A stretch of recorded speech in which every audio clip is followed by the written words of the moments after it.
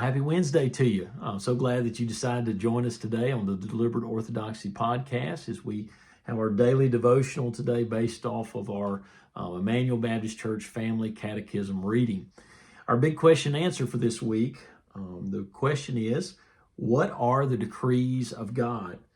And the answer is the decrees of God are His own plans for history, and they will always happen. What God has purposed in His heart, it will come to pass. And then Psalm 115:3 is our memory verse, which says, our God is in heaven and does whatever He pleases. And the passage of Scripture we're going to read today is from Isaiah 56, verses 8 through 13. Verse 8 we read, remember this and be brave. Take it to heart, you transgressors. Remember what happened long ago. For I am God and there is no other. I am God and no one is like me. I declare the end from the beginning, and from long ago what is not yet done, saying my plan will take place, and I will do all my will. I call a bird of prey from the east, a man for my purpose from a far country. Yes, I have spoken, so I will also bring it about. I have planned it, I will also do it. Listen to me, you hard-hearted, far removed from justice.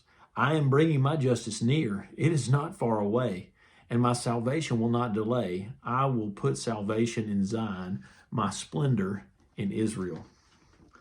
Now, today's passage, sort of like yesterday when we were in Ephesians 1, it really just seems that I can't do it a whole lot of justice here on the podcast for sure, because these are some deep truths of God. So we think about God's sovereignty, but then we also think about the mystery of the divine will and how God works these things together for good, or He works things together in accordance with His plan. And He does this over the course of generations. He does this over the course of millennia.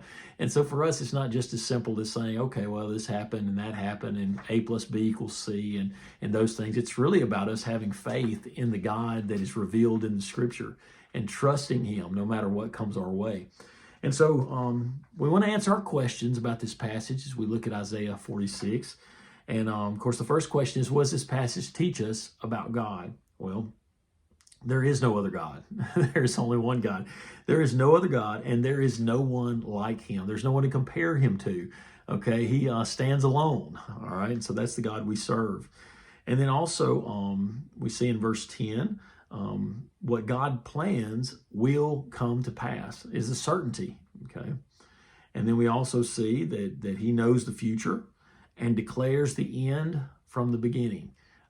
We talk about the transcendence of God, that He exists outside of time and space as far as we understand it. And so as we think about that, He declares the end from the beginning. He knows it all, and He sees it all, okay?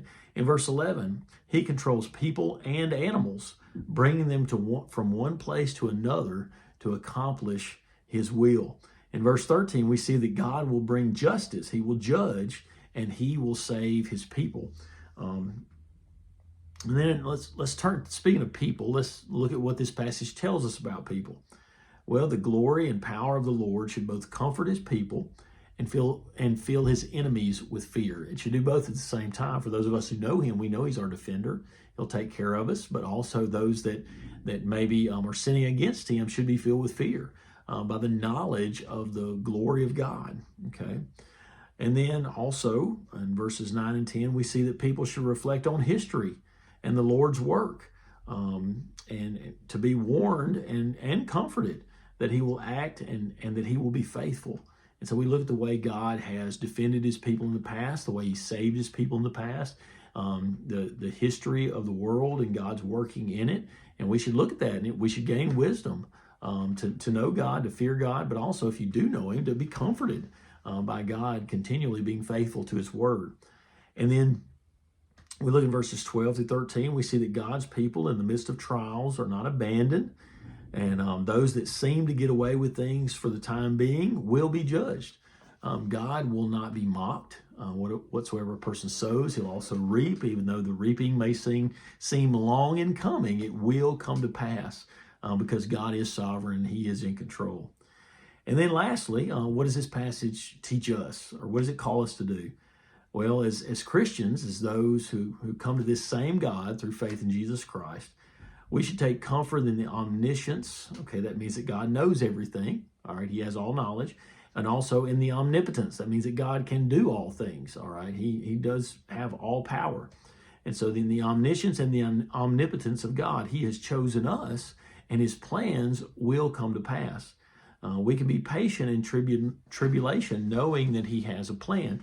For us as Christians, ultimately, we know he will deliver us or bring us into his kingdom. And so we trust that, even as now we have to suffer for a time under trials, tribulations, temptations, all those things. We do that with the knowledge that this God who has promised will be faithful, and he is able and will do it. All right. Well, God bless you. Thank you for tuning in today. If you haven't yet, like, subscribe to our channel. If you would rather listen to it, you can find us on Spotify. All you have to do is search for Deliberate Orthodoxy. God bless you. You have a great day.